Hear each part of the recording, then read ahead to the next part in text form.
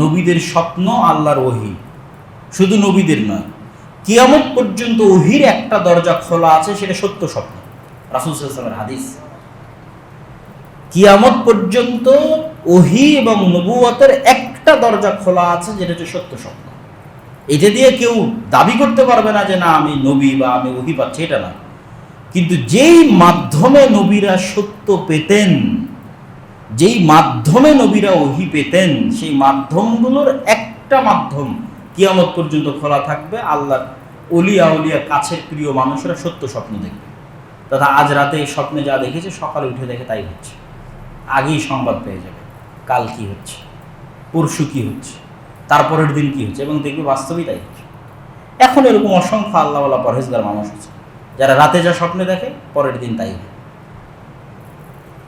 তো নবীদের স্বপ্ন হচ্ছে আল্লাহর আদেশ। তখন ইসমাইল আলাইহিস সালাতু ওয়াস সালাম বললেন, ইব্রাহিম আলাইহিস সালাম ইসমাইলকে বললেন, ফাংজুর মাজা তারা, তোমার মতামত কি বলো? বলে, ইয়া আবাতি ফাআল মা তুমার সাতাজিদুনি ইনশাআল্লাহু মিনাস সাবিরিন। হে আমার পিতা, আল্লাহ আপনাকে যে আদেশ দিয়েছে সেটা করেন, আপনি আমাকে ধৈর্যশীলদের অন্তর্ভুক্ত পাবেন।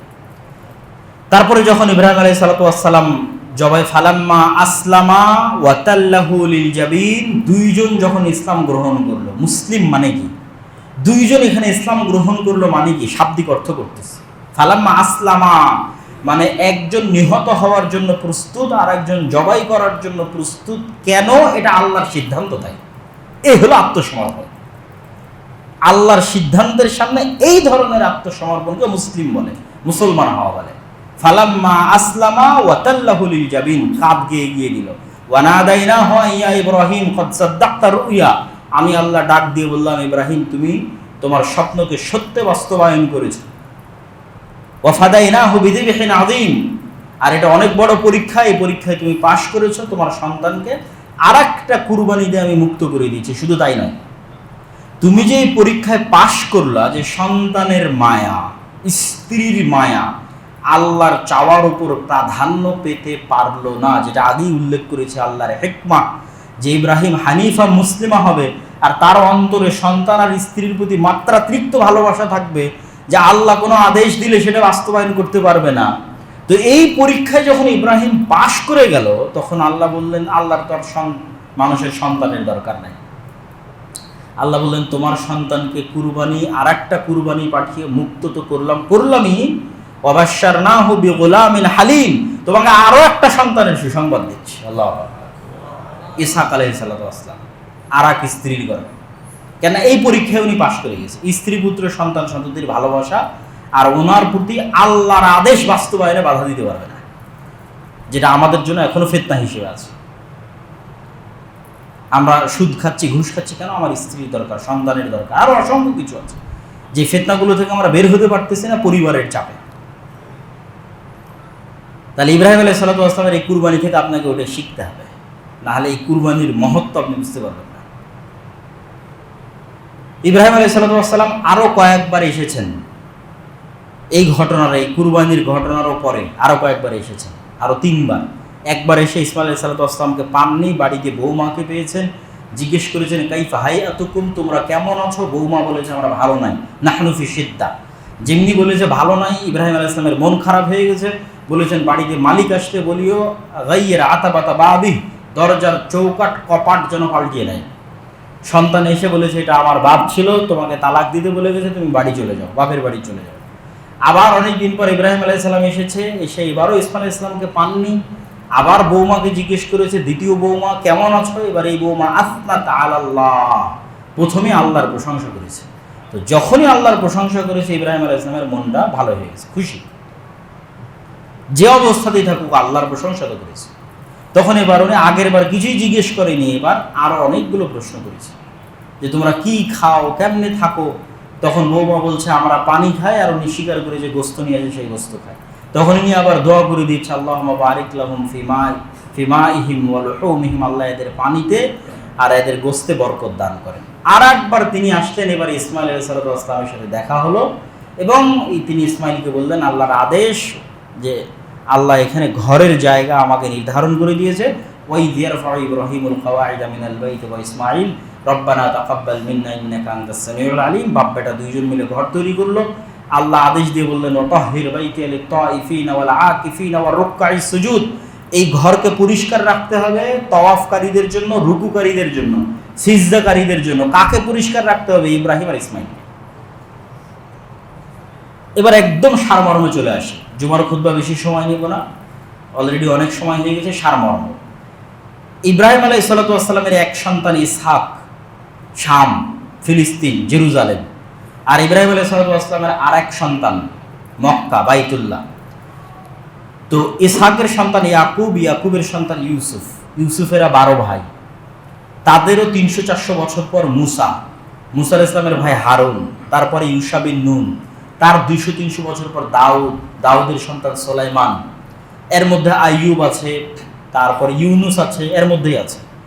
আর তারপরে শেষের দিকে আছে জাকারিয়া, ইয়াহইয়া, ঈসা, মারিয়াম। এই যে লম্বা সময় বানু ইসরাইলের, প্রায় 2000 বছর আনুমানিক। এই 2000 বছরে ইসমাইলের সন্তানেরা কিন্তু মক্কাতে আছে। মক্কাতে ওরা কাবা ঘরে তাওয়াফও করে, হজও করে, এবং আশেপাশের আরবের অঞ্চল থেকে মানুষ হজও করতে আসে। আলাম তারা কাইফা ফাআলা রাব্বুকা বিআসহাবিল ফিল, ওই যে আব্রাহার ঘটনা, কাবা ঘর ভাঙতে আসা, মুহাম্মদ সাল্লাল্লাহু আলাইহি ওয়াসাল্লাম তখন জন্মই হয়নি। তথা আব্দুল মুত্তালিব এবং এদের সন্তানদের দায়িত্বই কাবা ঘরের দেখাশোনা করা। কেউ কাবা ঘরে আসলে জমজমের পানি উঠিয়ে ওদেরকে পান করা। ওই যে আল্লাহর আদেশ ওয়াতাহহির বাইতিয়া লিত-তাইফিনা ওয়াল আকিফিনা ওয়ার রুকআইস সুজুদ, এখানে যারাই আসবে এদের জন্য এই ঘর পরিষ্কার রাখা, খেদমত করা, সেবা করা তোমাদের দায়িত্ব। তাহলে এই 2000 বছরে কিন্তু ইসমাইলের বংশধরেরা এই কাবা ঘর দেখাশোনা করে যাচ্ছে। এই 2000 বছরে কেউ ইসমাইলের সন্তানের নবীর দাবি করেনি, এবং মুহাম্মদ সাল্লাল্লাহু আলাইহি ওয়াসাল্লামের পরে আজ পর্যন্ত কেউ ইসমাইলের বংশে আর নবীর দাবি করেনি। এটা মুহাম্মদ সাল্লাল্লাহু আলাইহি ওয়াসাল্লামের সত্য নবী হওয়ার অনেক বড় একটা মুজিজা। কেন আজও তাওরাত, জাবুর, ইনজিলে বলা আছে যে শেষ নবী আসবে তোমাদের ভাইয়ের বংশে। তারা মনে করে নিয়েছে আমাদের ভাই মানে ইয়াকুবের 12 সন্তান, কেন আজীবনী ইয়াকুবের 12 সন্তানের মধ্যে নবী এসেছে। কিন্তু ভাই তো ইয়াকুবের বাপ, ইসহাকেরও আর এক ভাই আছে ইসমাইল, যেটা আজকের তাওরাত, জাবুর, ইনজিলেও বর্ণিত আছে যে ইসমাইল হচ্ছে আবুল আরব, আরবদের পিতা। তো ইসমাইলের বংশে তো কেউ নবীর দাবি করেনি, আজ পর্যন্ত কেউ করেনি, মুহাম্মদ সাল্লাল্লাহু আলাইহি ওয়াসাল্লাম ছাড়া।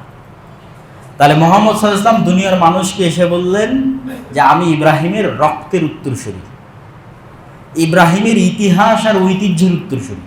এই যে কাবা, সাফা, মারওয়া, জমজম, আর ইব্রাহিমের আদর্শের উত্তরসূরি। যেহেতু কুরাইশের এই মুশরিকরাও ইব্রাহিম আলাইহিস সালাতু ওয়াস সালামকে সম্মান করতে ভালোবাসতো, কেননা তারা ইসমাইলের সন্তান, তো তাদেরকেও মুহাম্মদ সাল্লাল্লাহু আলাইহি ওয়াসাল্লাম চ্যালেঞ্জ দিলেন যে মিল্লাতে ইব্রাহিমে ফিরে আসো, আমি মিল্লাতে ইব্রাহিমের আদর্শের অনুসারী। আর ইহুদি এবং খ্রিস্টানদের কাছেও দাওয়াত পৌঁছে গেল যে মক্কার মুশরিকরা বুঝতে পারে না যে কাবার মতো পবিত্র জায়গায় বসে মুহাম্মদ সাল্লাল্লাহু আলাইহি ওয়াসাল্লাম মসজিদে আকসার দিকে মুখ করে কেন সালাত আদায় করে। এটা মুহাম্মদ সাল্লাল্লাহু আলাইহি ওয়াসাল্লামেরও কষ্ট লাগে, কিন্তু এটার পিছনেই তো আল্লাহর হিকমা, যে ইব্রাহিমের সব স্মৃতি, সব ইতিহাস, সব ঐতিহ্যের দাবিদার মুহাম্মদ সাল্লাল্লাহু আলাইহি ওয়াসাল্লাম।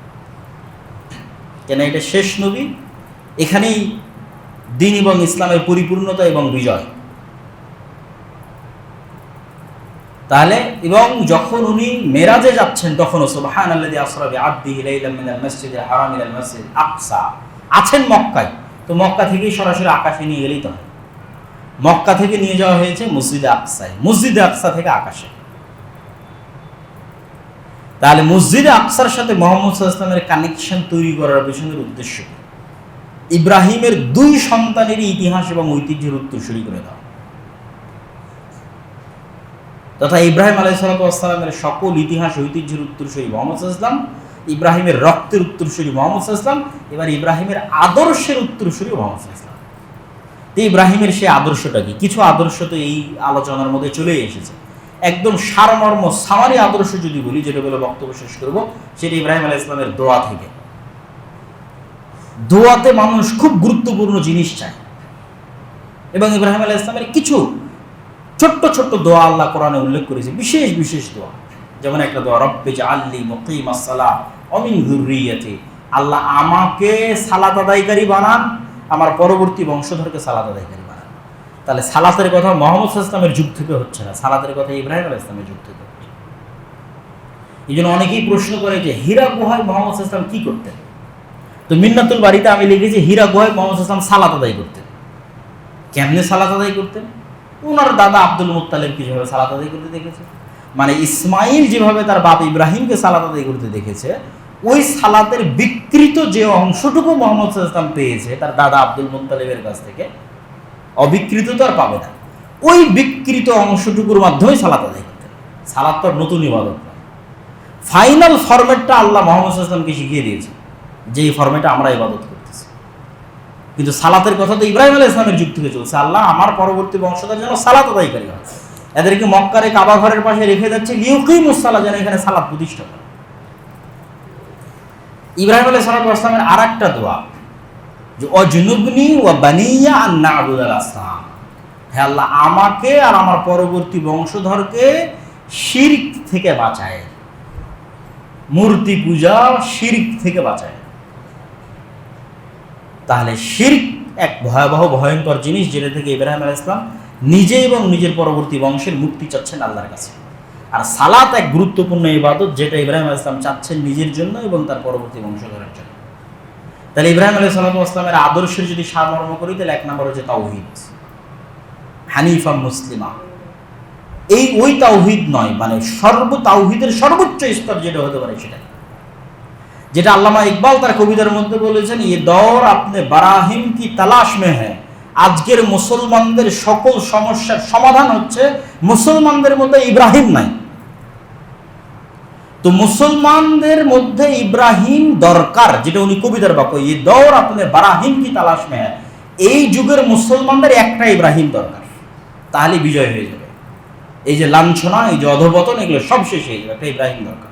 মানে ইব্রাহিমের লেভেলের তাওহীদ নাই, হয়তো সরাসরি মূর্তি পূজা নাই, কিন্তু এই যে ইব্রাহিমের যে স্যাক্রিফাইস, যে আল্লাহর আদেশের সামনে সন্তানকে কুরবানি করে দিচ্ছে, আর আমরা সামান্য টাকার জন্য, সামান্য ধন দৌলতের জন্য, আরো কত কিছুর জন্য আল্লাহর আদেশের সাথে কম্প্রোমাইজ করতেছি। তাহলে তো ওই লেভেলের তাওহীদ আমরা অর্জন করতে পারি। তাহলে ইব্রাহিমের আদর্শের এক নাম্বার হচ্ছে তাওহীদ, এবং ইব্রাহিমের আদর্শের 2 নাম্বার হচ্ছে সালাত, এবং ইব্রাহিমের আদর্শের 3 নাম্বার হচ্ছে তার পুরো পরিবারের যে ইখলাস এবং তাওয়াক্কুল আলাল্লাহ এবং মসজিদের সাথে কানেক্টিভিটি, যে 2 সন্তানের 2 বংশধরই আল্লাহর 2টা মসজিদের খাদেম, মসজিদে আকসা এবং বাইতুল্লাহ। এটা আদর্শ পরিবার তৈরির ভিত্তি, এটা হচ্ছে মসজিদের খাদেম হতে হবে। কেউ যদি চায় তার পরিবারকে আদর্শ পরিবার বানাবে, তাহলে বাপকেও মসজিদের খাদেম হতে হবে, সন্তানকেও মসজিদের খাদেম বানাতে হবে। মসজিদের সাথে সম্পর্ক রক্ষার মাধ্যমেই আদর্শ পরিবার তৈরি করা সম্ভব।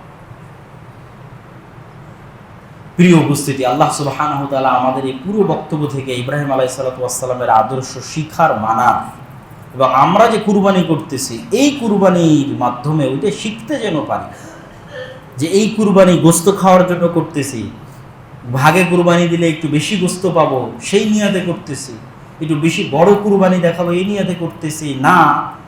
আজকে যেমন আমার ছাগল কুরবানি হয়ে যাচ্ছে, কালকে যদি আমাকে কুরবানি হওয়া লাগে তো আমি প্রস্তুত আছি। এটা হলো স্যাক্রিফাইস। কালকে যদি এই দিনের জন্য আমার কুরবানি লাগে তা আমিও প্রস্তুত আছি। আজকে আমার টাকার কুরবানি লাগতেছে আর আমার একটা পশুর কুরবানি লাগতেছে, কালকে আমার জীবনেরও কুরবানি লাগতে পারে। ওই মানসিকতা আমার আছে কিনা, না আসলে গোস্তের প্রতি ভালোবাসা।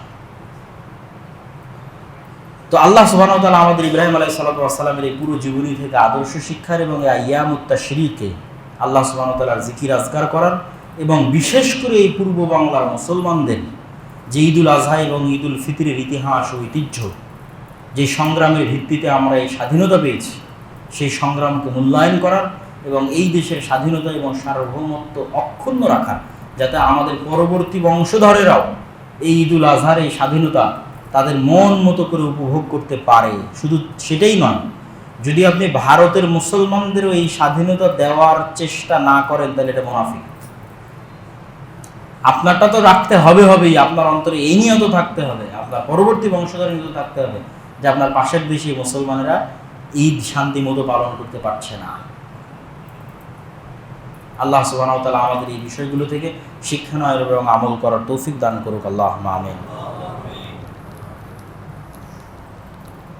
আলহামদুলিল্লাহি ওয়াহদাহু ওয়াসসালাতু ওয়াসসালামু আলা মান লা নাবিয়্যা বা'দাহু।